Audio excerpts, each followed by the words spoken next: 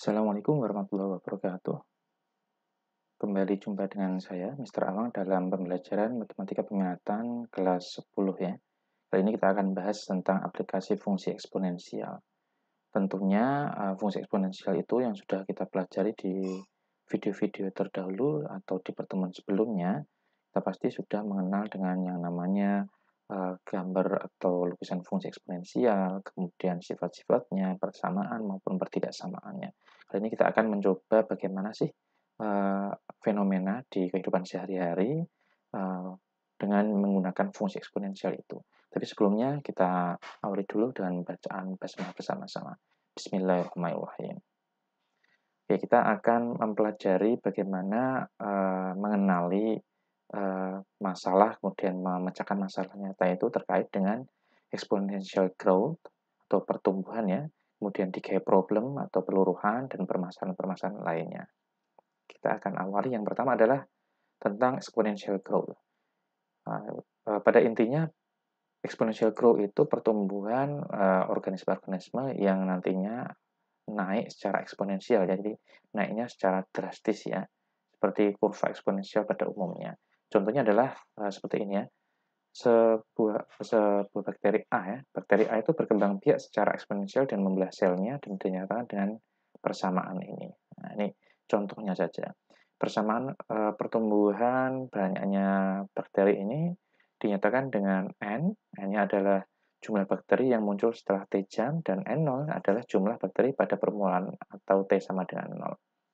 Nah, jika di awal terdapat 25 bakteri, tentukan banyak bakteri yang akan muncul dalam waktu 16 jam. Untuk memecahkan soal ini kita pahami dulu. T-nya adalah T dalam waktu jam ya, dan akan berkembang dengan eksponensial berbasis 2, seperti ini ya. Bagaimana kita memecahkannya? Kita tinggal masukkan saja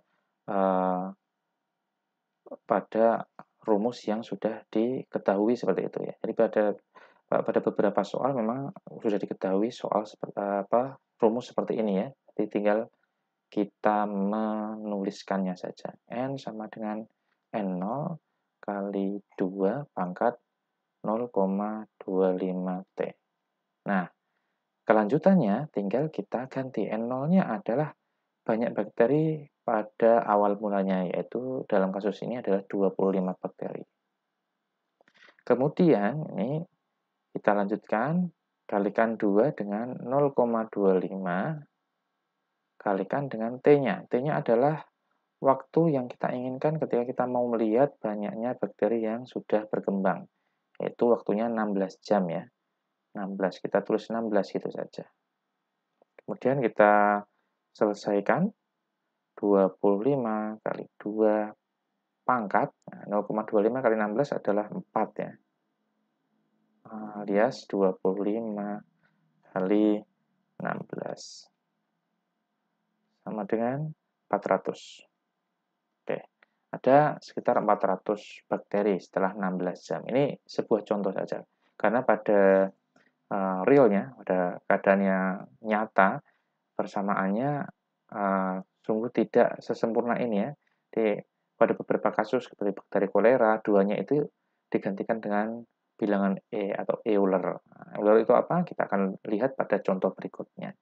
Ini kalau yang soal seperti ini, pada dasarnya tinggal kita masukkan saja rumus yang diketahui pada soalnya. Jadi kita akan mendapatkan hasil akhir, yaitu banyaknya bakteri pada waktu 16 jam. Oke, itu untuk contoh pertama. Untuk contoh kedua adalah materi tentang peluruhan atau decay problem ya. Contohnya adalah ada suatu kasus pemboman sinar kosmik di atmosfer memproduksi neutron yang bereaksi dengan nitrogen menghasilkan radioaktif karbon 14 atau 14C.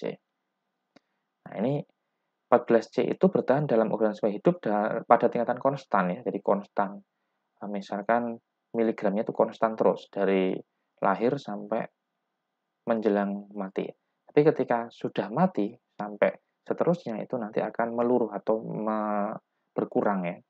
Nah, berkurangnya itu dengan menggunakan persamaan ini. Ini contohnya seperti ini ya. Jadi ada persamaan meluruhnya karbon 14. Nah, ketika diketahui ini ya, pasti akan diketahui juga A-nya adalah jumlah setelah T tahun, jumlah radioaktif karbon 14 ya, setelah T tahun. Ya. Jadi satuan waktunya adalah tahun, T-nya adalah dalam tahun. Kemudian A0-nya adalah banyaknya 14C atau radioaktif karbon 14-nya itu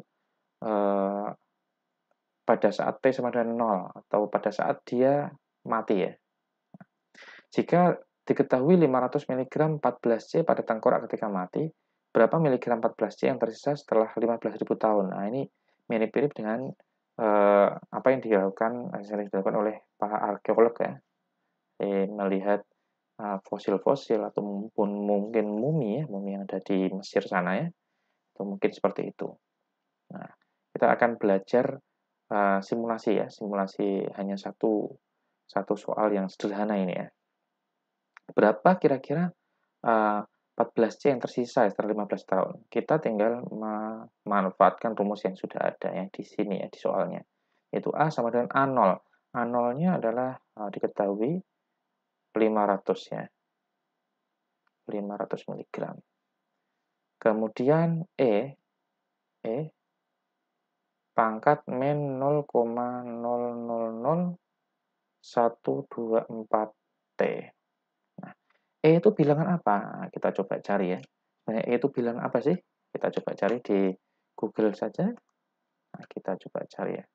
E itu sebenarnya bilangan apa sih? Euler. Nah, bilangan Euler ya. Bilangan Euler. Nah, Euler number. Nah, ini ada Euler number ya. Nah, ini dia. Euler number ya. Di seperti ini bilangan konstanta matematika E. Nah, bilangannya adalah 2,71828818284 dan seterusnya. Ini kebetulan di Wikipedia ini memotongnya sampai posisi 30 ya, 30 angka di belakang koma. Ini sebenarnya bilangannya itu di belakang komanya itu sampai tak terbatas. Sampai sekarang juga masih dicari tahu ya, yaitu seperti apa. Tapi kita tidak usah terlalu jauh mencari tahu berapa digitnya yang sekarang. Yang penting kita tahu bilangan E adalah ini ya, bilangan E. Konstanta E itu merupakan basis dari logaritma alami. Nah, ini nanti kita akan belajar juga di materi setelah tengah semester ya, yaitu tentang logaritma. Nanti akan mengenal dengan logaritma alami atau LEN ya, logaritma natural. Nah, kita sekarang udah tahu nih, E adalah 2,71828 dan seterusnya. Nah, ini kita tinggal memasukkan saja ya. 500 kali E pangkat min 0,00124T. T-nya kita ganti. T-nya adalah 15.000 tahun ya. 15.000 tahun. Bagaimana cara menghitung ini? Kalau untuk menghitungnya ini, saya sarankan, dan saya tekankan malah ya, menghitungnya ini langsung dalam satu kesatuan ya, dalam satu kesatuan, yaitu langsung dihitung dari 500 sampai kurung tutup ini. Bagaimana cara? Kita bisa menggunakan kalkulator ya. Kalau di kalkulator ada tombol E pangkat X. Nah, kita manfaatkan itu. Tapi kalau yang di kalkulator di tiap-tiap kalkulator mungkin ada beda ya. Tapi kita cari saja E pangkat X. Jangan X pangkat Y, tapi E pangkat X. Nanti kita akan langsung menggunakan nilai Euler secara penuh tanpa pembulatan seperti yang ada tampil di Wikipedia tadi. Nah, kalau tidak punya kalkulator dan hanya bisa menggunakan laptop, mungkin bisa membrowsing ya, browsing misalkan seperti ini ya. Saya mencoba menghitung pakai Wolfram alpha ya. Wolfram alpha, saya buka Wolfram alpha. Ini saya coba mencoba menunjukkan ke kalian bagaimana menggunakan Wolfram alpha untuk menghitung komputasi dari bilang-bilangan seperti itu ya. Kita menghitung 500 dikali ya. Dikali itu pakai bintang seperti ini. E-nya bagaimana? Nah, ini E-nya bagaimana ya? E-nya kita bisa pakai mana ya? Math input ada nggak ya? Math input ya? Tidak ada ya. Nah, kita ambil yang ini. Ketika kita sudah klik Math Input, kemudian kita klik yang titik 3 ini, All Math Input, kita ambil yang E pangkat. Nah, E pangkat, ini sudah ada tempat untuk tulisan pangkatnya, kita kasih kurung, buka min 0, ditulis titik ya, titik 000 124 kali itu bintang, T-nya adalah 15.000, kurung tutup. Nah, kalau sudah yang seperti ini, sudah seperti ini ya, nah itu bisa di compute inputnya. Nah, kita akan lihat hasilnya seperti apa. Nah, ini lihat. Langsung ketemu, maksudnya adalah 500 kali bilangan Euler itu pangkat 0, min 0,00124 kali 15.000. Nah, hasilnya ini. Digitnya bisa ditambah lagi, more digitnya. Bisa nggak? Wah, digitnya akan tambah terus nih. Tapi kita nggak butuh yang terlalu banyak ya, kecuali memang kita peneliti beneran ya. Kita hanya mengambil misalkan 2 angka di belakang koma. Nah, kalau 2 angka di belakang koma, tinggal kita lihat 77,8363 ya. Nah, ini bisa dihitung pakai kalkulator, 77, berapa tadi ya? 83,8363 ya. 8363. Nah, saya buat seperti ini saja. Kalau kita buat pakai 2 angka di belakang koma, tinggal dibulatkan saja. Kalau ini saya pakai berapa ini? 4 angka di belakang koma. Satuannya adalah miligram. Oke, seperti ini. Jadi, semudah menghitung menggunakan kalkulator ya. Karena memang pangkatnya ini susah untuk dihitung ketika menggunakan perkalian biasa yang kita coret-coret di kertas itu susah. Maka kita harus pakai kalkulator. Itu untuk contoh di DKI problem atau peluruhan. Selanjutnya, contoh selanjutnya, kita coba ke bidang yang lain yang tadi sudah di bidang biologi yang pertama, bakteri, yang kedua adalah di bidang kimia, mengerucut ke bidang arkeologi ya. Kemudian yang ketiga adalah tentang fisika ya. Fisika. Rangkaian listrik di bawah ini terdiri atas sebuah hambatan, R ya, kemudian sebuah muatan, C, sebuah tegangan, dan sebuah saklar. Nah, ini dinyatakan atau diberikan oleh persamaan ini. I sama dengan V per R kali E pangkat min T per RC ya. Seperti itu, kita diminta untuk melukiskan grafik fungsi I saat V sama dengan 120 volt, R-nya 500 ohm, dan C-nya 0,002 F ya. Bagaimana caranya? Nah, kita membuat persamaannya ini lebih sederhana, karena yang lain sudah diketahui ya, angka-angkanya ya. I sama dengan, nah ini, kita perbagi dulu. I sama dengan V per R kali E pangkat min T per RC. Oke, kita sederhanakan dulu. V-nya adalah 120, dibagi R-nya adalah 500, kali bilangan Euler yang dipangkatkan dengan min T. T-nya tidak diketahui, R-nya diketahui tadi adalah 500, kali C-nya. C-nya adalah 0,0002. 0,0002. Wah, ini kurang panjang. Oke, ini T-nya saya pindah ke sini saja. Nah, ini dikurung ya. Karena ini satu kesatuan adalah merupakan pangkat dari E. Kita sederhanakan, 120 bagi 500 adalah 0,24. 0,24.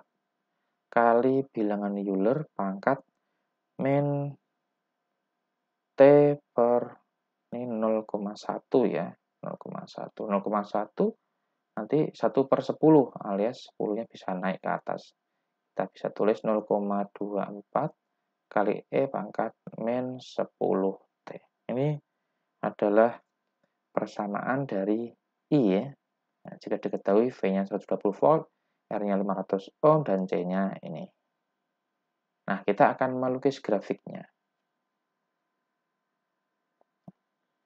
Kita sudah dapat ini tadi. Kemudian kita akan melukis grafiknya ya. Kita akan melukis grafiknya. Bagaimana melukis grafiknya? Ya kita cari T tertentu ya.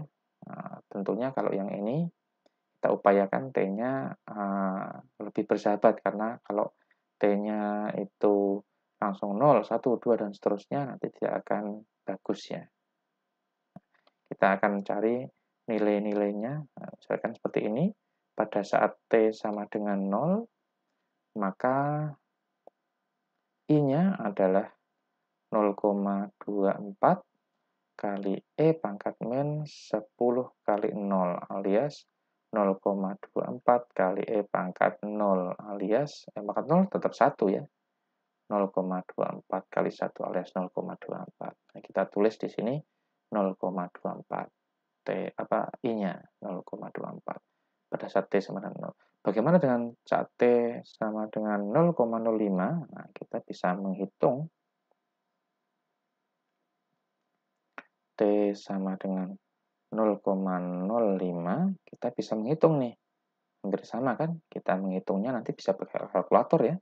I sama dengan 0,24 kali E pangkat min 10 kali 0,0, bentar, 0,05. Hasilnya adalah 0,24 kali E pangkat min setengah ya.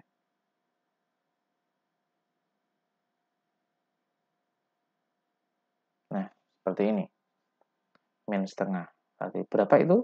Nah, ini harus dicari pakai kalkulator ya. Atau pakai ini juga boleh ya. Kita edit saja. Kita edit sini. Tadi 0,24. Kemudian kali E pangkat berapa tadi ya? Min 0,5 aja, 0,5. Oke, seperti ini. Maaf. Pangkat min setengah ya. Kita komputasi, kita hitung maksudnya. Nah, kita tunggu sebentar. Nah, udah ketemu resultnya nih. Resultnya udah ketemu nih. 0,145567. 0,15 itu bisa ya. 0,15. Nah, ini kira-kira saja.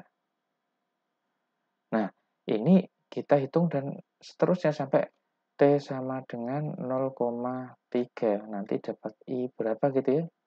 Kita hitung sampai penuh, sehingga nanti akan muncul nilai-nilai seperti ini.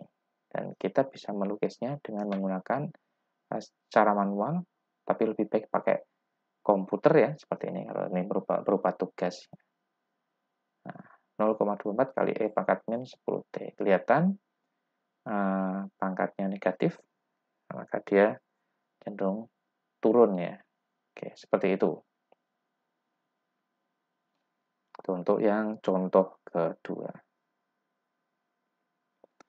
Contoh ketiga, nah, ini atau contoh aplikasi yang ketiga, selain di exponential growth atau pertumbuhan, kemudian yang tadi adalah ada juga decay problem atau peluruhan, ada juga di bidang fisika. Nah, sekarang di bidang ekonomi ya, tentunya di persoalan bunga. Yang sederhana adalah bunga majemuk. Nah, dulu kita kenal dengan bunga tunggal ketika masih SMP atau MTS ya, ada bunga tunggal. Nah, sekarang kita akan berkenalan dengan bunga majemuk. Bunga majemuk itu bunga yang dihitung dari modal terakhir, bukan dari modal pertama. Nah, contohnya yang seperti ini. Pak Broto menyimpan uang sebesar 100, berapa ini ya? 100 juta ya, di sebuah bank dengan sistem bunga majemuk sebesar 21% per tahun. Hitunglah besar uang Pak Broto setelah 6 bulan. Nah, ini bunga majemuk.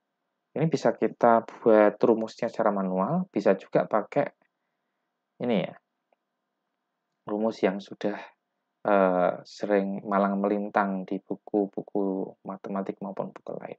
Yaitu rumusnya adalah Y sama dengan P kali 1 plus R per M pangkatkan MT.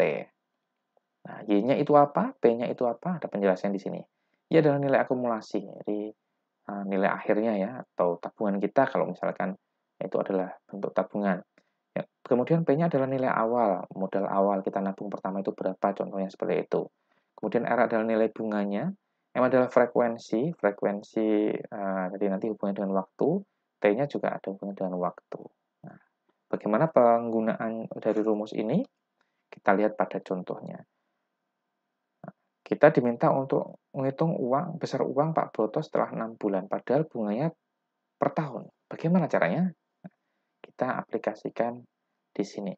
Y sama dengan P 1 plus R per M pangkat MT.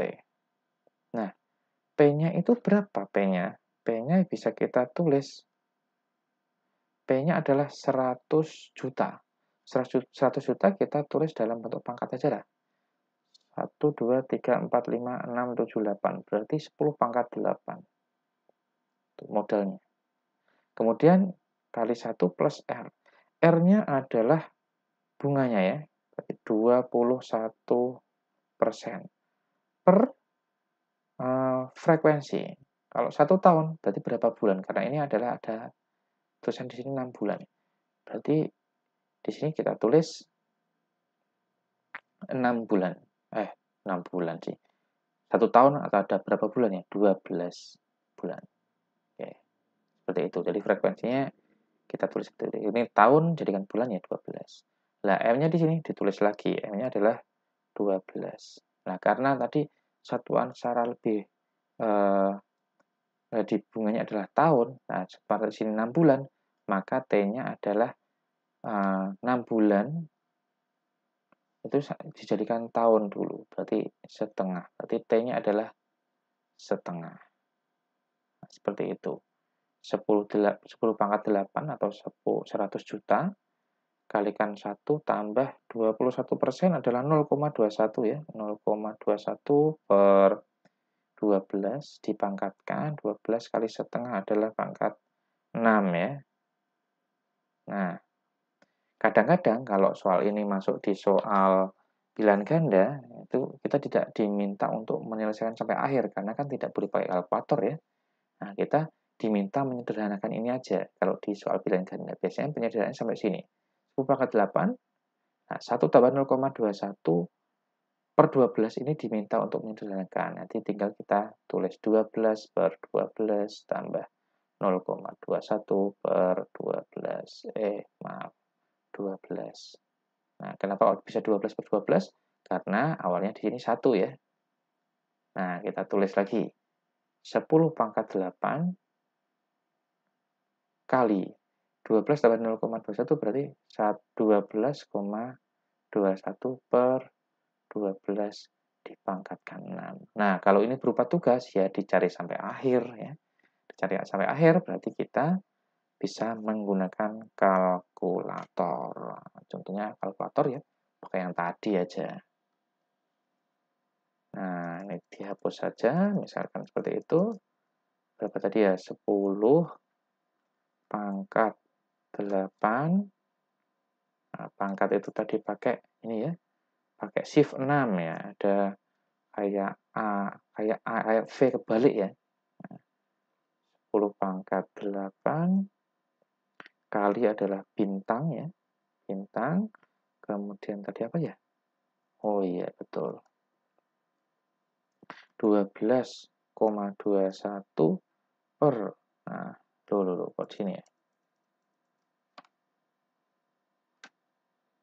21, ini tulis ini aja lah. 1 per 0,21 per, nah, ini aja ada pernya, mending ini kita buat 0,21 per 12. Atau kita tulis kayak tadi aja ya. 12,21. Kita revisi aja ini.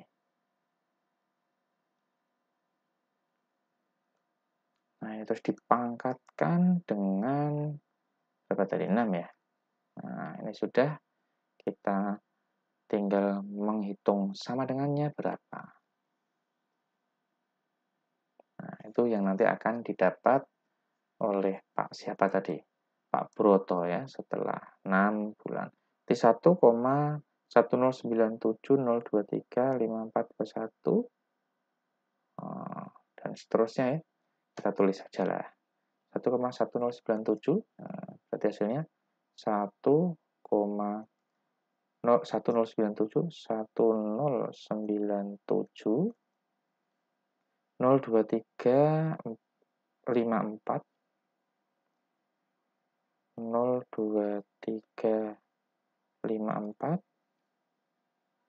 2125 kali 10 pangkat 8. Apa artinya ini? Nah, tinggal nanti bisa kita tulis seperti ini ya. Saya pindah ke sini. Nah, ini mungkin nggak kelihatan ya di sini ya. Ini saya tulis ulang saja ini ya. Hasilnya saya tulis ulang saja. Di sini 1,1097.1097.02354 02354 2125 2125 dan seterusnya ya, kali 10 pangkat 8. Nah, kalau ini mau menjadikan uang ya tinggal ini dikasih tambahan digit 8 ya. 1, 2, 3, 4, 5, 6, 7, 8. Nah, sampai ini berarti 1,1097.02354 ya. Itu 2, 3, 4, 5, 6, 7, 8. 421. 42 sajalah. Nah, berarti berapa ini ya? 110.970.235 rupiah. Nah, ini nih nanti tabungan Pak Broto nih. Hebat banget ya. Nah, ini cuma contoh. Kalau bunganya 21% per tahun. Oke, mungkin cukup itu ya penggunaan bunga majmuk. Nanti bisa dicoba sendiri menggunakan contoh-contoh soal yang lain yang ada di buku kalian masing-masing. Selanjutnya adalah ada tambahan materi nih. Jadi selain aplikasi fungsi logaritma, aplikasi fungsi eksponen pada materi atau pada bidang tadi ya, biologi, fisika, kimia, kemudian ada ekonomi. Kita juga penting mengenal bagaimana sih kita mencoba mengenali di grafik-grafik ya. Jadi ada grafik tertentu nih, grafik buta kayak gini ya. Kita nggak tahu fungsinya apa, bagaimana caranya, tekniknya ya. Itu saya tambahin nih materi. Materi ini penting ya. Bagaimana caranya? Nah, kita coba bagaimana cara melihat grafik ini, nanti langsung ketemu ada rumusnya. Nah, ini ada cara cepatnya. Kita bisa hafalkan. Kalau bentuk kayak gini, bentuk yang satu ini, nah, bentuk yang ini ya. Ini adalah Y sama dengan A pangkat X. Nah, melewati 1, bentuknya ke atas. Kemudian kalau melewati 1, tapi turun ke bawah, Y sama dengan 1/A pangkat X. Kemudian selanjutnya, kalau berada di bawah sumbu X ya, melewati min 1, dan dia turun, maka Y sama dengan min A pangkat X. Terakhir, kalau grafiknya naik di bawah sumbu X, dan melewati min 1, maka rumus pokoknya adalah Y sama dengan min kurung 1/A pangkat X. Nah, seperti ini. Ini bisa dijadikan referensi utama untuk mengerjakan soal. Bagaimana penerapannya? Contohnya ini. Ada kurva seperti ini. Melewati 1 di atas sumbu X, kurvanya naik. Nah, kita lihat. Contekannya kita lihat. Berarti bentuk yang pertama, yaitu Y sama dengan A pangkat X. Nah, kita tulis saja. Y sama dengan A pangkat X. Kemudian kita analisis salah satu titik yang mudah dilihat. Nah, ternyata titik yang paling mudah dilihat di sini. Titik ini adalah koordinatnya adalah 1,4. Betul tidak ya? Titik ini ya. Adalah 1,4. X-nya 1, Y-nya 4. Ini adalah X, ini adalah Y. Kita tinggal menerapkan ke sini. Jadi Y-nya adalah 4 sama dengan A-nya nggak tahu, X-nya 1. Nah, persamaan ini bisa dijadikan seperti ini ya, 4 pangkat 1 kan 4 ya, sama dengan A pangkat 1. Nah, kelihatan nih. A-nya berapa nih? Jadi A-nya itu 4. Sehingga rumus fungsi eksponensial yang di samping itu adalah Y sama dengan Fx sama dengan 4 pangkat X. Sudah ketemu. Nah, simpel kan ya? Jadi, dengan cara melihat salah satu titik yang bisa kita baca. Contohnya 1,4. Dan kemudian juga bentuknya ya, arahnya ke atas atau ke bawah, di atas sumbu X atau di bawah sumbu X. Oke, itu contoh pertama. Contoh kedua, tentukan rumus fungsi eksponensial dari kurva berikutnya. Kita lihat, mirip dengan yang tadi, tapi tidak melewati min 1. Nah, kita lihat ya, contekannya nih. Nah, mirip yang ini saya hapus dulu. Mirip yang ini nih, mirip yang ini. Tapi ternyata tidak melewati min 1. Nah, kalau yang tadi, yang ini semakin mendekati sumbu X. Nah, yang tadi enggak. Semakin mendekati garis ini. Ini nih, garisnya ini ya, didekati. Nah, garis ini. Berarti pada dasarnya rumusnya sama dengan yang tadi ya, yaitu Y sama dengan min A pangkat X. Y sama dengan min A pangkat X, tapi dia turun. Awalnya kan melewati min 1, sekarang turun dari min 2. Nah, berarti karena dia turunnya kan turunnya satu tingkat ya, berarti turun satu tingkat berarti dikurangi 1. Nah, intinya gitu saja. Jadi, saya ulangi, ya, polanya sama dengan yang ini, ya, Y sama dengan min A pangkat X, tapi dia tidak melewati min 1, tapi melewati min 2, seperti ini. Kan dia turun berarti. Nah, turunnya, enggak di sini turunnya ya, harusnya. Turunnya dari min 1 ke min 2 gini ya, tadi kalau diamati ya. Turun ke bawah, turun ya ke bawah ya. Turun sepanjang 1 alias min 1, itu saja. Kemudian kita amati titik yang bisa diamati, yaitu titik ini. Nah, ternyata titik ini X-nya adalah 1. Ini sebagai X, koma, min 3. Ini sebagai Y. Nah, kita masukkan aja. Y-nya min 3. Min A pangkat X-nya 1 ya. Min 1. Min A pangkat 1, nah ini tinggal bisa dipindah ke sana. Jadi A pangkat 1. Min-nya kan ini nggak ikut dipangkatkan ya. Karena min-nya melekat di luar A pangkat X. Nah, min 3 pindah ke sana jadi 3 kurangi 1. Berarti A pangkat 1 sama dengan 2. Kalau begitu, A-nya sama dengan ya 2. Nah, rumus fungsinya apa? Y sama dengan Fx sama dengan, kita tulis saja yang ini ya. Y sama dengan Fx sama dengan min A-nya adalah 2, min 2 pangkat X dikurangi 1. Nah, ini jawabannya. Nah, ini ya. Jadi ini untuk menentukan rumus fungsi eksponen jika diketahui gambar buta seperti ini, tidak ada apa-apanya.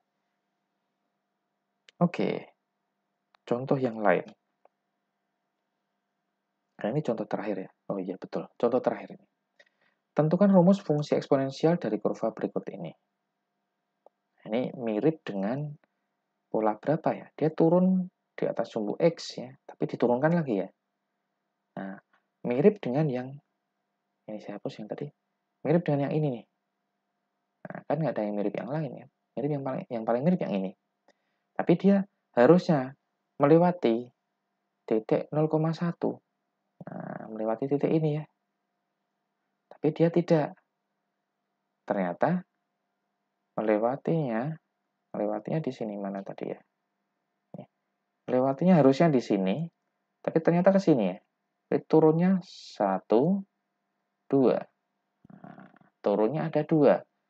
Tadi rumusnya apa ya? Y sama dengan 1/A pangkat X. Kita tulis rumus pokoknya adalah Y sama dengan 1/A pangkat X. Karena dia turun sebanyak 2 langkah, maka saya tulis min 2. Nah, seperti itu. Nah, setelah itu, bisa kita coba di beberapa titik yang kita suka ya. Contohnya titik ini bisa. Titik ini juga bisa, min 1,0. Tapi kita coba pakai 2, min 2 ya. Nah, titik apapun harusnya bisa. Nah, min 2 X-nya. Ini X-nya. Kemudian 2-nya itu Y-nya. Nah, kita masukkan ke sini ya. Y-nya adalah 2. 1/A dipangkatkan min 2 ya. Nah, seperti itu. Min 2. Oh, seperti ini berarti ya.